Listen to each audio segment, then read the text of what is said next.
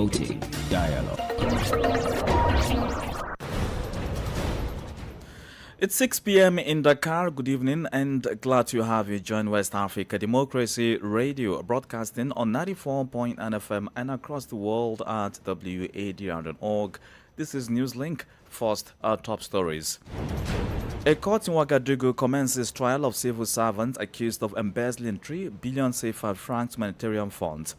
ECOWAS approves $2.8 million to each member state to scale up counterterrorism operations.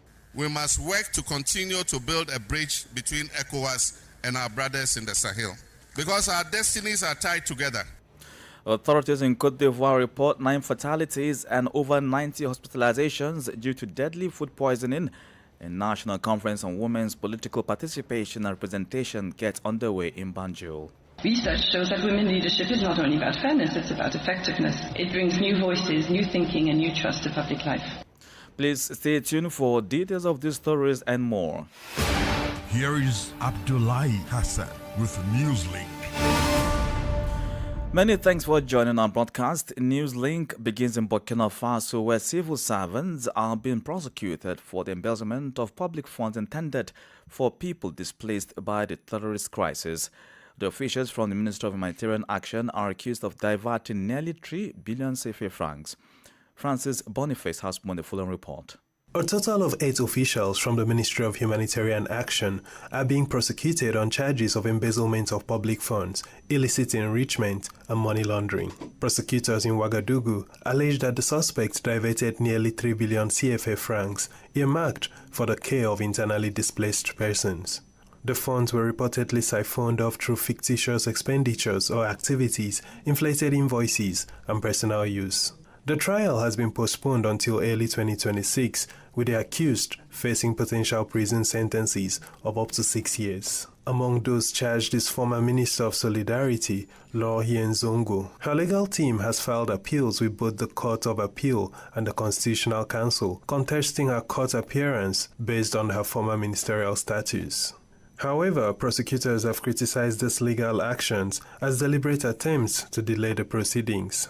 Amidou Tienyan, the main defendant in this case, was found guilty in 2024 of forgery of public documents, embezzlement of public funds, and money laundering. He was sentenced on appeal to 11 years in prison in connection with the case. Tienyan had earlier submitted a list of alleged accomplices to prosecutors, individuals who are now standing trial. Francis Boniface with that report. Still in the Sahel, several Malian senior army officers are contesting their dismissal at the Supreme Court. The soldiers who were arrested last August are accused of attempting to undermine the military transition. However, they claim to be victims of an abuse of power and are seeking reinstatement in the army. Christopher Ticho tells us more. The experts are discussing priority sectors, notably defense and security. We'll bring you details of that report in a subsequent bulletin. More on the investigations. The Senegalese lawmaker and close associate of former President Macky Sall has been appearing before the court since Monday. Farba Ngom is facing trial over alleged financial offenses, according to Senegal's judicial pool.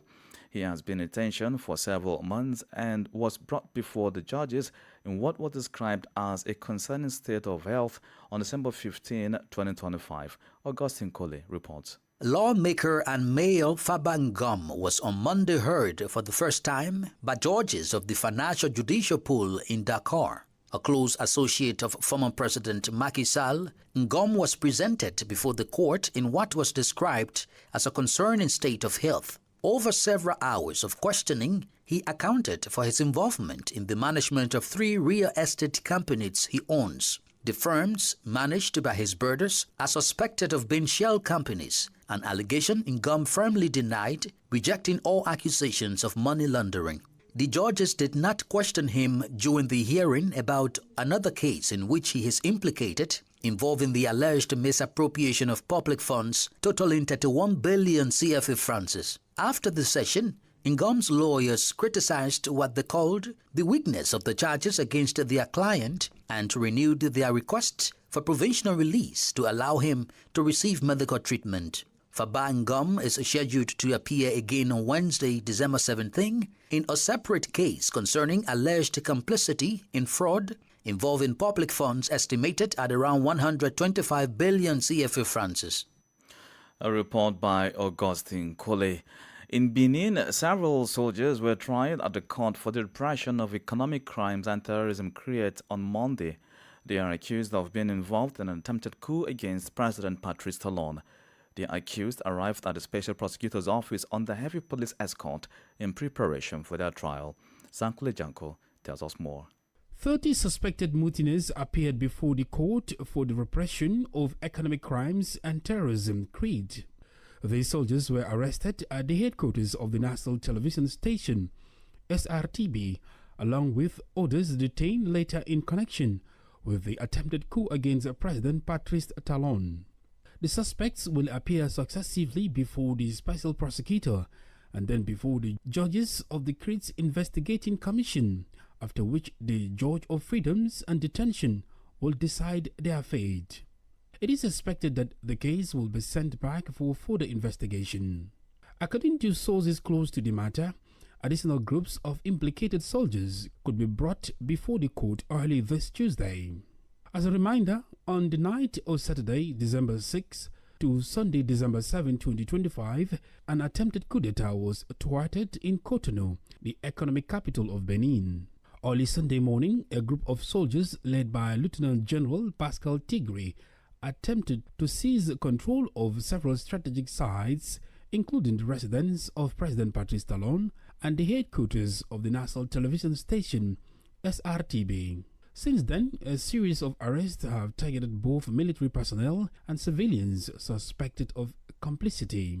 The case is now in the hands of a specialized court for criminal and terrorism matters. A report from WADR's Cotonou correspondent Aziz Adam Sule and voiced by Sankole Janko. More stories coming up on West Africa Democracy Radio. Newslink continues. Remember, we stream live at wadr.org. The Economic Community of West African States, ECOWAS, has approved $2.8 million in emergency security funding for 5 of its member countries.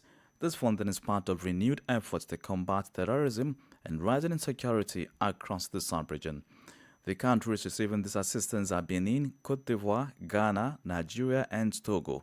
During its 68th ordinary session held in Abuja, the ECOWAS Authority of Heads of State and Government instructed the ECOWAS Commission to allocate funds to each of the 5 listed countries. Nadiri Tete has more.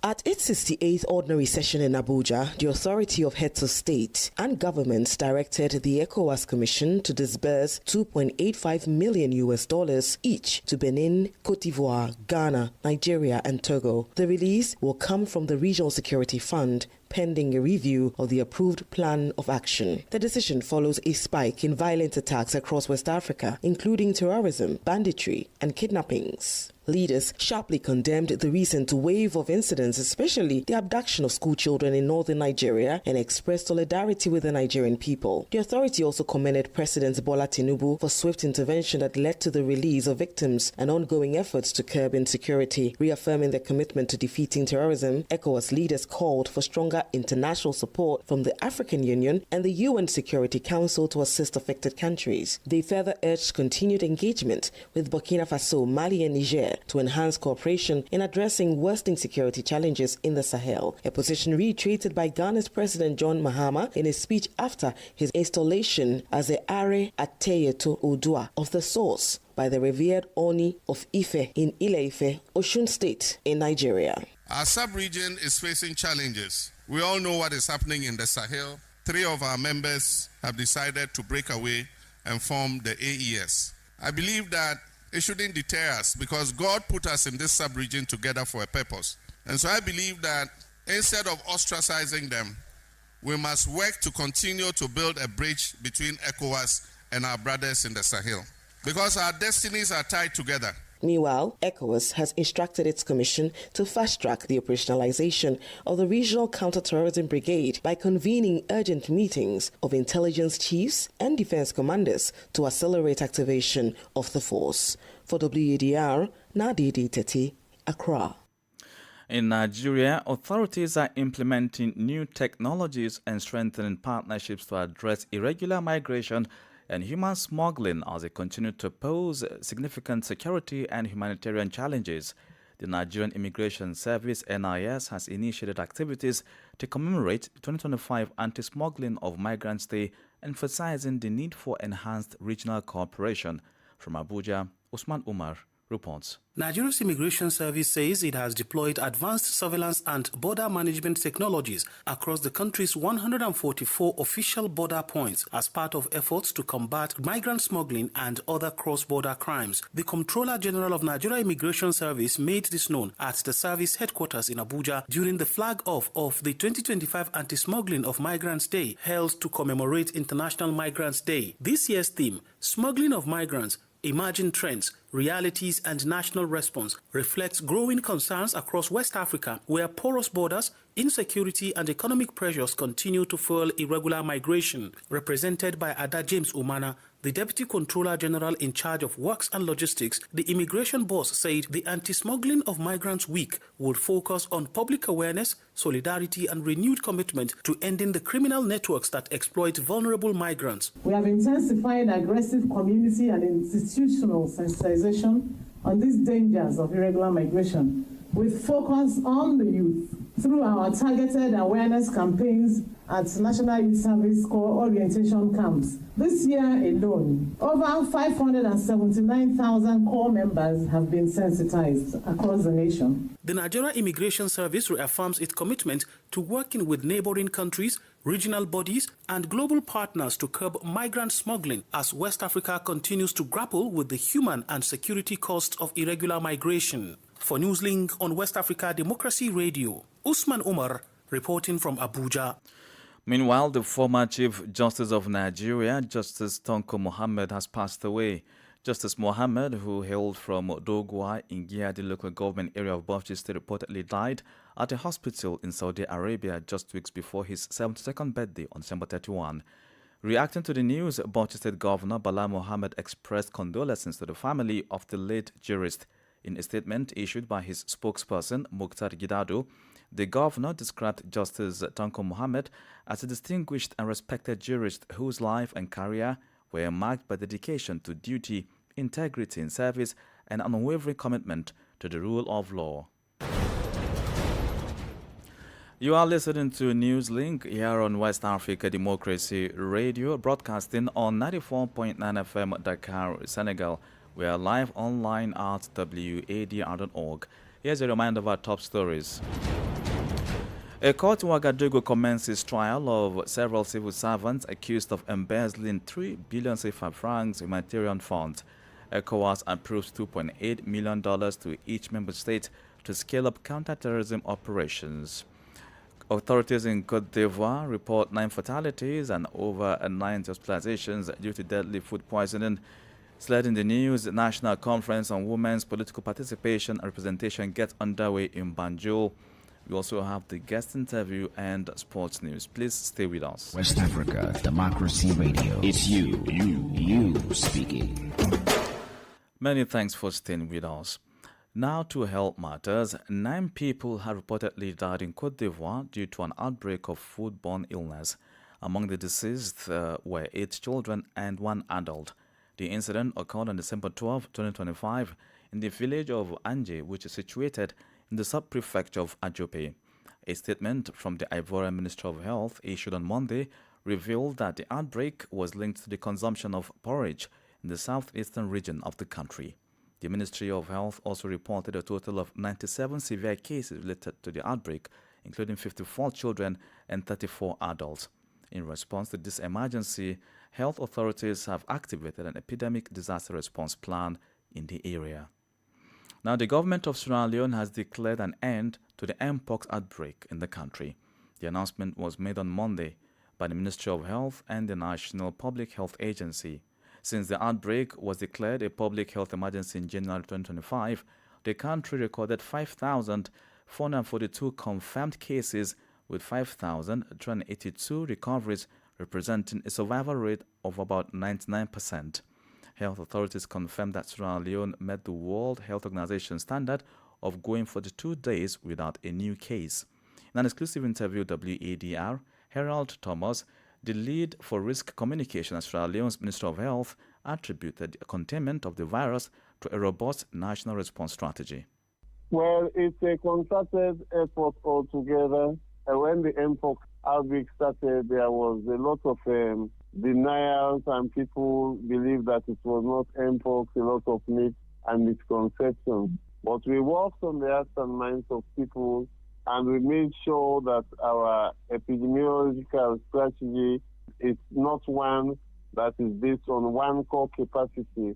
All the core capacities, risk communication, surveillance, medical countermeasures, treatment, or what we call case management, and all came together. So we had a unified approach, and we made sure that there was a time when the cases were going skyrocket. We were having triple digits on a single day, and what we did was to discourage home isolations and made sure that all our cases went to the treatment facilities.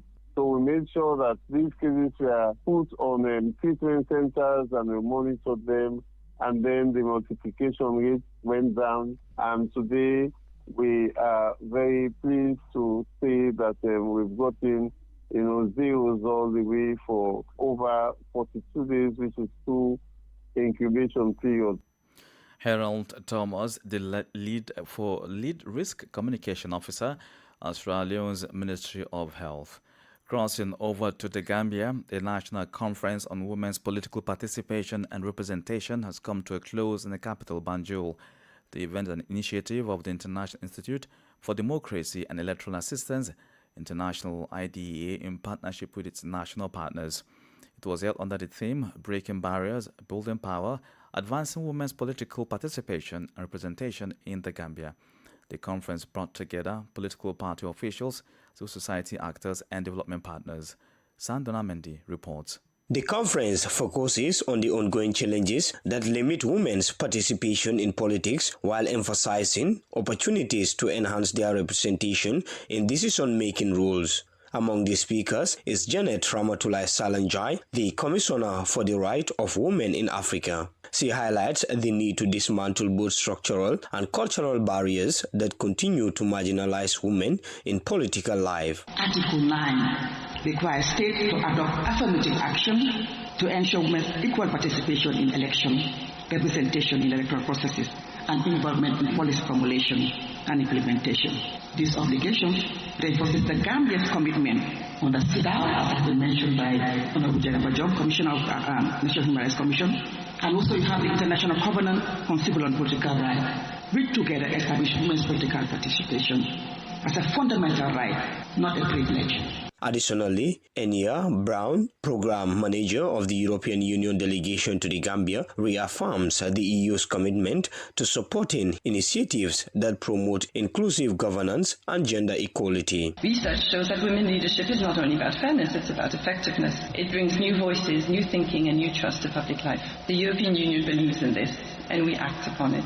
Organizers say the two-day national conference aims to provide a timely platform for assessing the progress made to date, identifying existing gaps, and strengthening collaboration among stakeholders. The meeting is also expected to produce a unified strategy and includes policy recommendations and capacity-building initiatives to address systematic barriers and enhance women's political participation and representation in the Gambia. For Newslink on West Africa Democracy Radio, I am Sandana Mendy, reporting from Banjul. Politics, analysis on major news, social matters, and all.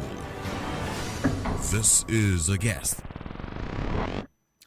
In the guest segment, we revisit our first story. ECOWAS has approved $2.8 million in emergency security funding for 5 member states as part of renewed efforts to combat terrorism and growing insecurity across the sub-region.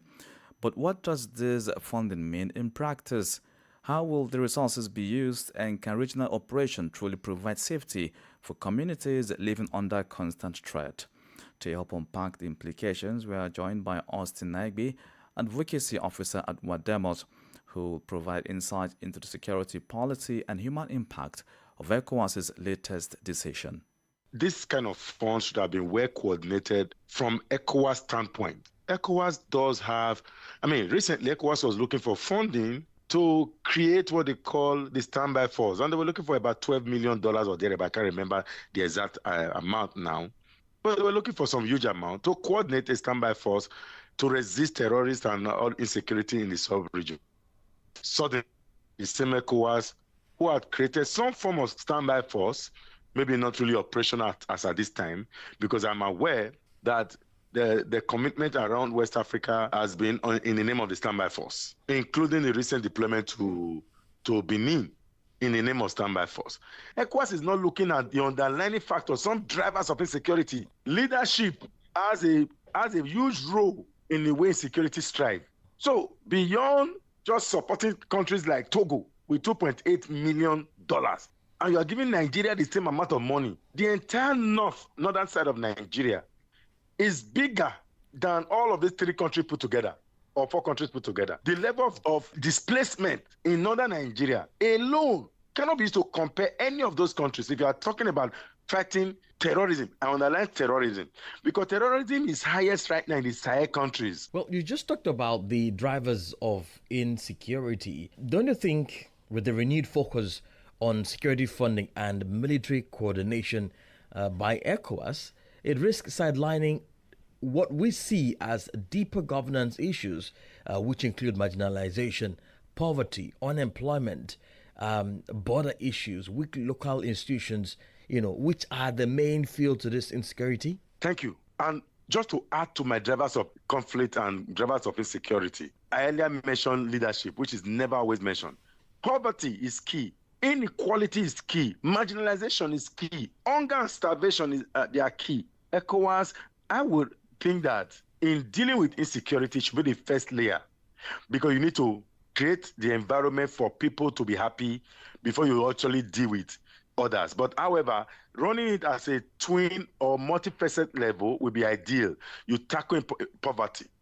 You take away from the recruitment of insurgency. For instance, in Nigeria, there are about 22 million out-of-school children in northern Nigeria. 22 million out-of-school children. That's a huge recruitment base. How do you cut that down? How do you address issues around the Majiri system? How do you deal with the hunger and starvation, particularly in northern Nigeria? Whereas there is so much plenty. When I say plenty, there's so much resources in the same region, northern Nigeria. Yet, the poverty in that area is at the highest level. 22 million out-of-school children, majority of whom are on the street sleeping. That is a recruitment base. Can you cut it off? What can be addressed to do? What can be done to do it? And that is why most people, citizens in West Africa, don't value ECOWAS, because they don't see ECOWAS doing anything. If there's an ECOWAS standby force who brings food to them with ECOWAS badge, the same thing that the UN is doing. You see the UN bringing food into locations and protecting them. They begin to value the UN. But in this case, ECOWAS is giving national government who supposedly should have addressed those issues you are looking for. See, grant or free money can never solve insecurity. You need a dedicated system that is homegrown. Yes, you can take grant. 2.8 million, like I said, is big for some countries. But in Nigeria, I think it's a very small amount of money because of the large population that are affected by terrorism. That was Austin Nagbe, Wadr's advocacy officer. In the sporting world, the Nigerian Football Federation, NFF, has petitioned the World Governing Football Body, FIFA, over the alleged use of ineligible players by DR Congo during the decisive CAF playoff for the 2026 World Cup. DRC won the match on penalties, ending Nigeria's qualification hopes. However, FIFA has opened an investigation into the eligibility of up to 9 Congolese players. NFF General Secretary Dr. Mohamed Sanusi says FIFA may have been misled during the clearance process, noting that DR Congo law does not allow dual citizenship, despite some players reportedly holding dual nationality. The NFF argues that while FIFA permits players with valid passports, domestic laws and FIFA regulations must also be followed. FIFA is now reviewing the case with possible outcomes, including sanctions or match forfeiture. For now, the Super Eagles remain on standby awaiting FIFA decision, which could reshape Africa's qualification race for the 2026 World Cup game. Meanwhile, just days before the Africa Cup of Nations kicks off, Senegal has been dealt a major blow. Young winger Assane Diao has been ruled out after picking up a grade 2 hamstring injury while playing for his club in the match between Como and Roma. The injury will keep Diao sidelined for an extended period, denying the Lions an exciting attacking option who was set to feature in the first major international tournament. His absence comes on top of the loss of Ele Kamara, who is also out with a similar injury. With the tournament final schedule for January 18, coach Pap Chow must now turn to his squad that as Senegals prepare for AFCON challenge. And with that, we've come to the end of this edition of Newslink here on West Africa Democracy Radio, broadcasting from Dakar, Senegal. Thank you for listening, and many thanks to Mustafa Sek and Ismaila Kamara for technical support. Do interact with us via social media platforms X, Instagram, TikTok, and Facebook at WADR English. We also stream live at wadr.org. I'm Abdullahi Hassan. Good evening. And many thanks to you for listening to Newslink via Hot 104.3 FM, Newmi FM 94.0, Hilltop Radio 104.7 FM, and Veritas Radio 102.9 in Banjul, the Gambia. We also appreciate our listeners in Liberia via Alternative Youth Radio 98.9 FM, Lofa County, Radio Kagama 94.5 FM, Niba County, DCN Radio 91.3 FM, Riverside County, Wakat FM Radio, Baga, Liberia, Radio Baf FM 91.3 Sierra Leone in Nigeria, and Love 104.5 FM Abuja. For you listening via Radio Pad 95.1 Damango, Savannah region, and on Royals FM 104.7 Wenchi, Ghana, we say a big thank you. Remember, West Africa Democracy Radio is all about you, your views, and